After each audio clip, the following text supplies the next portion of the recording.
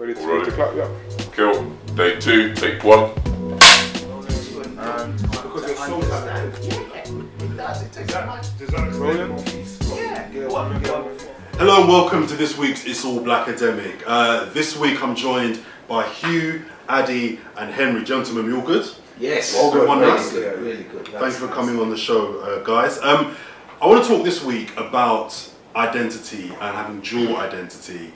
And the kind of question I want to ask you guys is, has football recently, off the back of the World Cup, been a positive or a negative example of displaying dual nationality and what that kind of brings with it? And the takeaway from the World Cup this summer, with France winning it, was the whole talk about, you know, the makeup of the French team and 80% being of African descent.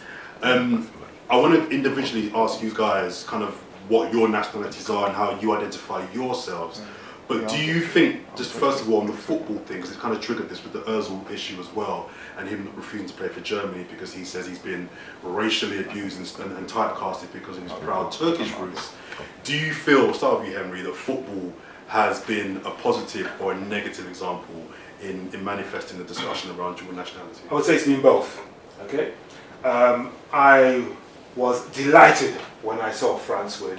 Once some of my favourite teams have gone out. It's like this every single World Cup. You start off, if the Black Stars are playing, wanting Ghana, and if England are playing, England as well, because I'm both British and Ghanaian, and I hold two passports, okay? One by one, your favourite teams get knocked out. All the African teams go. Then one or two South American teams where there's a lot of African players, African heritage players. And then you start looking at France, which has always had quite a number of African players, the Netherlands when they were in. And I was delighted to see France win because of the Africanness of the players and how some of them celebrate their Africanness as well. They don't hide away from it. When it came to Germany and the Ozil issue, it was difficult because, of course, Erdogan, the president of his ancestral home, Turkey, is a very, very controversial figure. And also, picture with him, he took that picture with him. And also the Germans are not comfortable with the multicultural sense of society that we have struggled with here in this country. For them, traditionally, citizenship and nationality has been based on das Blut, which means blood, if you consider how Germany has emerged post-war. So I fully understood why Ozil was so angry. Here is a country, Germany, that I pledge allegiance to, but the moment things go wrong, then they say, oh well, deep down he's Turkish. They attack me more than any other German player, even though when it comes to assists, I have a better ratio than any other German player. So let me ask you, where was you born and how do you identify yourself personally? I was born and raised in the capital of the northwest of England, Manchester, home of the mighty Manchester United. Theatre of dreams. However, minus the mighty. Yeah, okay. What's in that water? Kool-Aid.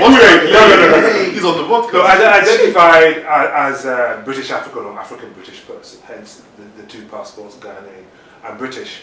I tend not to call myself English, even though I do follow the England team more and more comfortably these days because of its multi-ethnic nature. Back in the day, growing up in the 70s, there's no way I could follow the England team with any further, apart from being interested in Viv Anderson, who became the first black player. Back in 1978. Because the England team was a vessel for hatred. Yeah. So I couldn't. It took a very, very long time for me to openly celebrate the England team, which I do now. Let me come back to you, Henry, in a second. Addy, let me ask you the same question. Where were you born, first of all, and how do you identify yourself? Well, I always say, I think, born in Lagos, made in London. You know, I was the Nigerian heritage, family, strongly Nigerian, and I remember growing up in the late 70s, early 80s, and it was a complicated time. You know, you come to the UK and trying to find out who you are, your identity, because you, in one respect, you had the indigenous population, white people calling you certain names, then you had even Afro-Caribbean people from the West Indies calling you certain names, and then you had Asian people calling you, and I was just like this little kid caught up in the middle thinking, what's going on? What is going on with all of that? I feel comfortable, and I don't want to sound all like hippie-ish, but I'd say I'm a child of the world. I travel so much that I feel I'm of everywhere. If anywhere that I have the strongest affinity to, it would be London, more than actually England. I feel more London because London's so multicultural. Okay, and Hugh, when you're filling in forms and that question comes up. It's very funny actually, because this bit of the form is just so, it's changed over the years. I mean, it's just, there's no point even asking people to tick a box anymore. But my mum's from Guyana, in the Caribbean, in South America, but in the Caribbean. My dad's Jamaican. I was born and raised in northwest London. Similar to Ade, I feel very much like a Londoner. I don't feel English. I'm proud to be British, and I really actually love the fact that Wales and Scotland and Northern Ireland have unique cultures that we can say, even though they're nothing like London, are part of our country. And I also get to say that about the Caribbean, which I also love. Like, I don't feel, sport, obviously sport's been a big part of my life and it's basically now my job. It was just a complete myriad, so many people, India have been playing test matches in Britain recently, Asian households will feel the same, that you could choose the West Indies for cricket. I've always supported England's rugby team. I grew up actually in an area with lots of friends being Roman Catholic who were Irish, and I watched a lot of Ireland when I was a kid. I watched a lot of Ireland's rugby team and football team. I remember their moments just as passionately as my Irish friends do, because that's the community that I grew up in, not just Caribbean moments. Obviously, we're reggae boys and stuff like that were huge moments in my life. And England, although it's been a current, there's obviously peaks and troughs. I remember when I was a kid, we'd sit in our house and be like, nah, they're doing a dirty on Ian Wright. How's he not starting up front? How's Cole not playing for England every week? How's Les Ferdinand not playing for England every week? We looked at the cricket teams the same. I read an article this week about the lack of black players. Only 8 first-class English black players in county cricket at the moment. That has changed over my lifetime. I'm not old by any stretch of the imagination, but you look at the England football team now, for example, which I have to report on and talk about so often. And even when I was in university years ago, I had to make a documentary in 2010 about why we got knocked out of the World Cup then. One of the reasons I felt we would never compare to other countries in terms of international football in particular was nothing to do with talent, but was massively to do with team spirit. Other countries would go in with a completely Romanian-born team, all Romanian players, Romanian coaches, all the coaching staff Romanian, everyone on the board and of the country Romanian. Well, it's not necessarily a good thing, but their passion on the pitch, through maybe a lack of talent compared to ours, was evident. And I thought, I believe that could possibly be because outside of playing, in particular football, in England, I won't talk for the other countries, but it was fine to play, and if you're a great talent and you're ethnically in an ethnically diverse group, then that's brilliant. But as soon as you stop playing, hang your boots up, you're gone. And so that spirit for the team, for the fans, I never felt was there, because we felt, even as when I was a kid, that it was cool to be a player and it was great to be a player, but we knew that it wasn't England's team. It was England. It might be 40% black on the pitch, and that was it. Do you remember that feeling you used to get, right, when England used to play, when John Barnes was playing? I always used to think, please don't mess up. Because they are going to just, if he misses an easy chance... Well, does that still happen today? I don't know if it's... Well, look at Raheem Sterling. Yeah. Look at the focus on Raheem Sterling.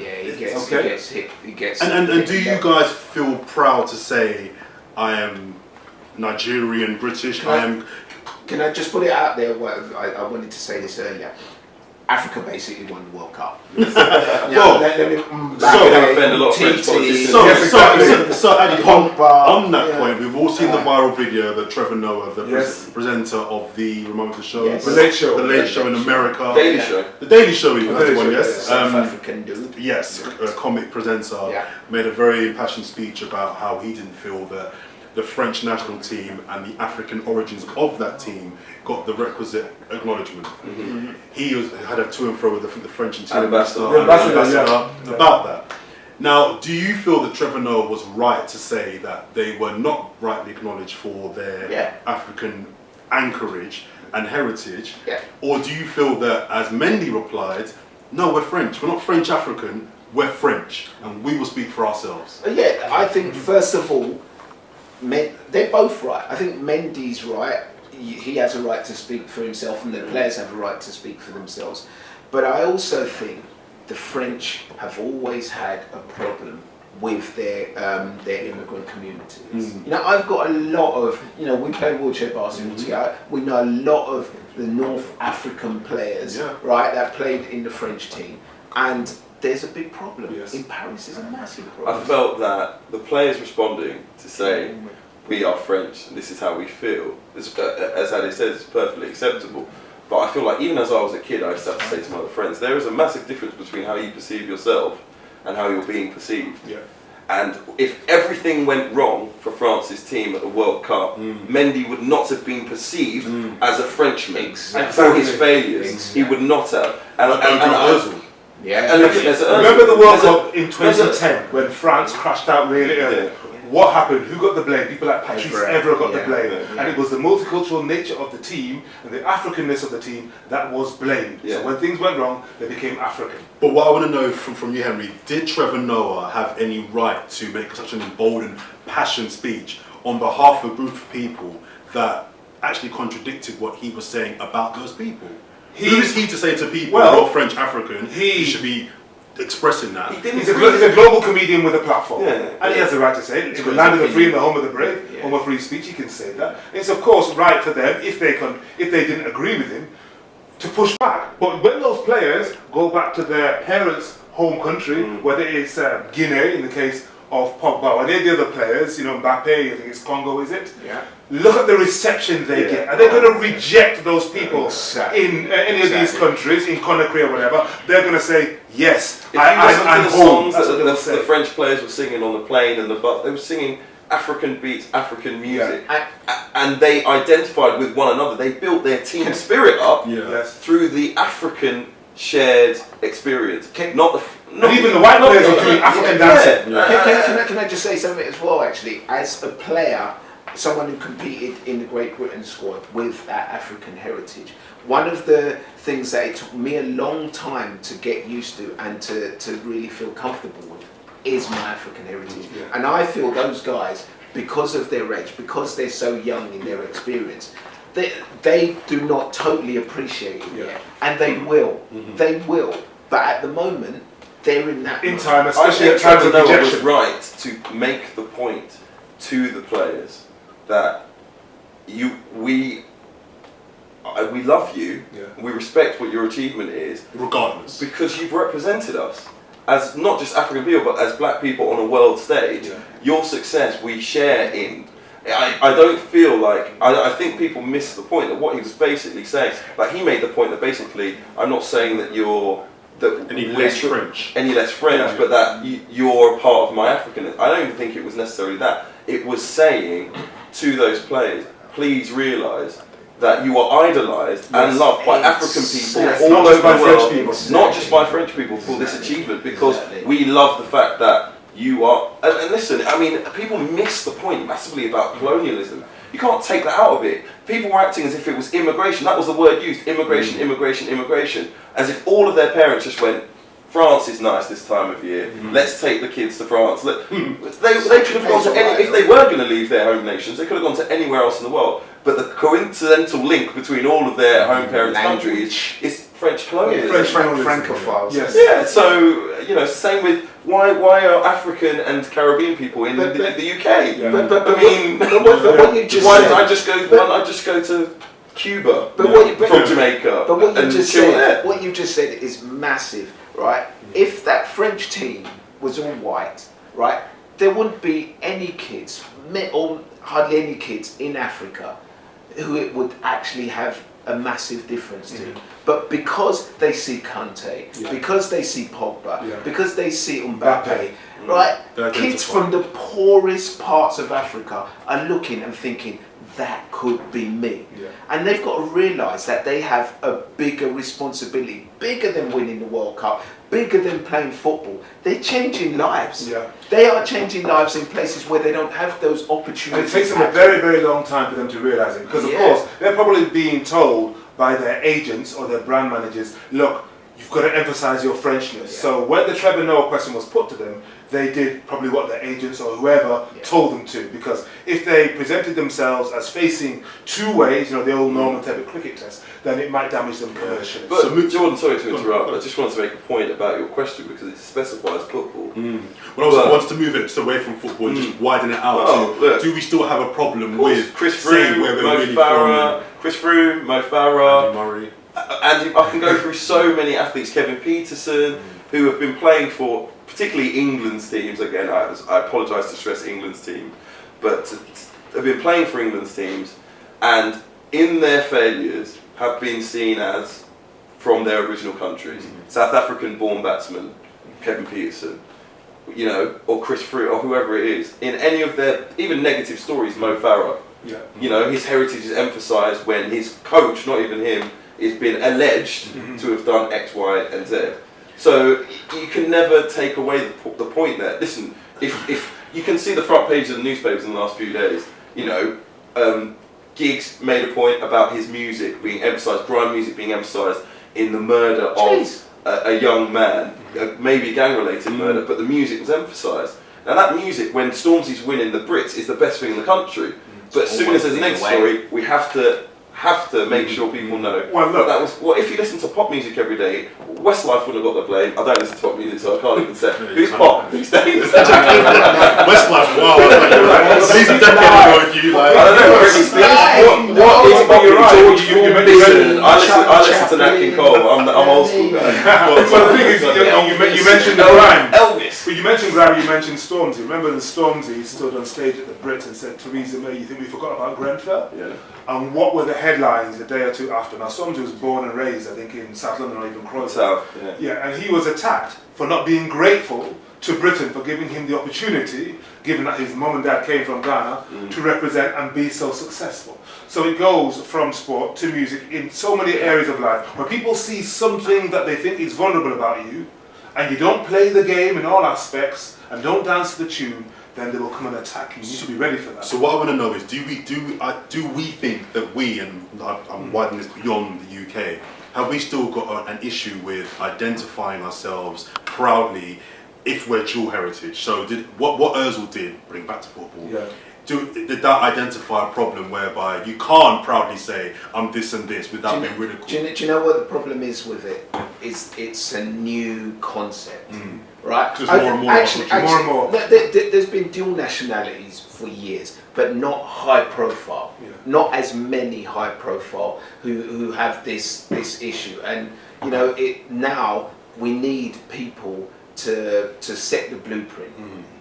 People who can forge the way for other people, because there'll be loads of young people who have dual nationality. You'll be thinking, what do we do? I had that same issue with, as you were talking about, being proud to follow the England team. And when I started playing basketball for Great Britain, I remember a lot of times when I was growing up in the 80s, being told there's no black in the Union Jack, being called the N-word, being called all sorts of stuff, and seeing the England flag and the England kit as a sign of fear. And then I fast forward to 2000, I'm playing for Great Britain at the Paralympics, singing the national anthem. And it's a total mind discombobulation. Which country out of the four I'm about to name do we feel integrates people the best? America, the UK, France, or Germany? I mean, everyone has individual issues. All those countries have individual issues with it, and also very unique histories regarding integration. You can't really say. And the minority populations have been in those countries en masse for much longer. So, for example, in the States, of course, the first Africans were dragged there in chains, 400 or more years ago, whereas here the migration has been different. Germany didn't have much of an African empire, it was small, and they have struggled with identity. The French don't even collect data on ethnicity, it's illegal. Here in this country, the gains we have made have been significant, but they've been pursued and won on the street as well as at the ballot box. So there's a great difference. But we're going to see this more and more in sport. I mean, there are several countries, including Poland, Switzerland, that never used to have players of African or even Poland non-Swiss had and non so many yeah. Nigerian forward. Absolutely, and we're going to see that more and more. We used to in athletics, people switching nationalities. And while you're talking about dual nationality, I mean, very few of these players actually openly carry a second passport. Most of them just betray or show their heritage by their ethnicity, their surname, their colour of skin. But over time, it's going to become normalised.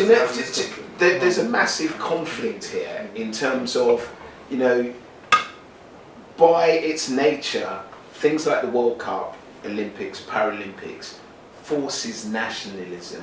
So they put people into these positions where you have to identify with. So I don't want, if I was coaching a team, to have players who are thinking, oh, are the fans going to cuss me because I'm from such and such? Yeah. I just want them to play, you know, and I think that's half the problem. And I sometimes just look at I look at the World Cup and I look at fans cheering for their country. I think, yeah, it's good, but then I think, can we do that and respect other countries? You know. Let me wrap up, guys. I want to just bring it personally to you, to the three of you. When you're declaring, or someone asks you, oh, where are you from, or what do you identify as? Do you have any reluctance to say, I'm a Nigerian Brit, or I'm an African Brit, or I'm a Jamaican Brit? Or are you quite proud to say, I'm Black British? Depends on where you are. And that is an issue as well. There's some countries where you can't bring out a Nigerian passport. You ain't getting in. Okay, go logistics to one side, but in terms of South Africa, in terms of how you feel, do you feel you quite emboldened and proud to say I'm this, or do you kind of strategically put out there what you think is going to get you the best response? I'm very proud to be from London. Very proud of where my parents are from. Jamaica in particular has made what are you? Contribution. Tell me what you are. Oh, I'm British. I know if someone says what are you, I say I'm British. It doesn't matter where in the world I am. If someone says where are you from, I say London. If someone says what's your heritage, I say my dad's from Jamaica, my mum's from Guyana. Do you feel proud to say you're British? More so than English, and that's the thing. I identify much more with British. Firstly, because I love those extra cultures, and I've been to Wales and Scotland and Northern Ireland, the great places. And I like the fact that there's a mixture of those cultures in the United Kingdom of Great Britain and Northern Ireland. I enjoy that. Yeah. And so I like to say I'm British, and I like to share in the successes of Scotland and Wales as well. I don't just support England. If England go out of the tournament, the next best Scotland. Yeah, then we support those. That we should. I think we should. But I feel there's a hesitation to say English because of those things that you mentioned in the 80s, the Three Lions and that flag, and the things that people turn them into meaning for our community. Like you can't get away from what people have used them for in the past. Because I was quite conflicted during. But also England, in the historical terms, the things that they've done to Wales and Ireland and Scotland. I also. And our countries of heritage. Bear in mind my country of heritage and the things that have happened to people from my background. 300, 400, 500 years ago, I still don't. Those things, I say leave a bad taste. I wasn't alive at that point, but those aren't things that I think I should be proud of in terms of the English sense of it. And I know that was in the United Kingdom, but yeah. I've been recently travelling around Africa, and something that I found fascinating there, because the World Cup was on whilst I was travelling through the countries, is that every African nation was supporting the African nations. So when I was in Ethiopia, they supported Nigeria and they saw Nigeria as their team. When, who was it? Was it Senegal? Started doing what they were supporting that. But I think in Europe, you know, if England went out, when Germany went out, I don't think the Germans would suddenly start supporting the English. No. You know, and it's a different type. Yeah, but that's of what I mean about the dynamic. I've been from London, can happily support Wales and Scotland, given the historic dynamic. But would people from Scotland want to support England? No, because of because of the relationship, because of the history. So you can't get away from that. And there is a history regarding Britain and England and the countries and ancestors of where we're from. We can't get away from it. Final point, Henry. Same question I asked you there. Do you feel proud to say that you are a British African? Are you British? And then It depends on who's asking. When I'm in the States and they say, hey, where are you from? The UK? I go, yeah, from the UK. And I'll say that relaxed. You know, it's not necessarily pride. That's the practical comfortable. reasons. But in terms of how you feel when someone asks you what you are, what do you say, and are you proud to say that? I often say I'm Ghanaian British. Okay. And it kind of covers both bases. I'm quite Ghanaian, although I wasn't born there. I've never lived there for any long period of time. But I mean, I speak a bit of the language, and I go there, I'm comfortable. And my family is here, and it's Ghanaian, but lived here for a long time. British. And then have you ever called yourselves European?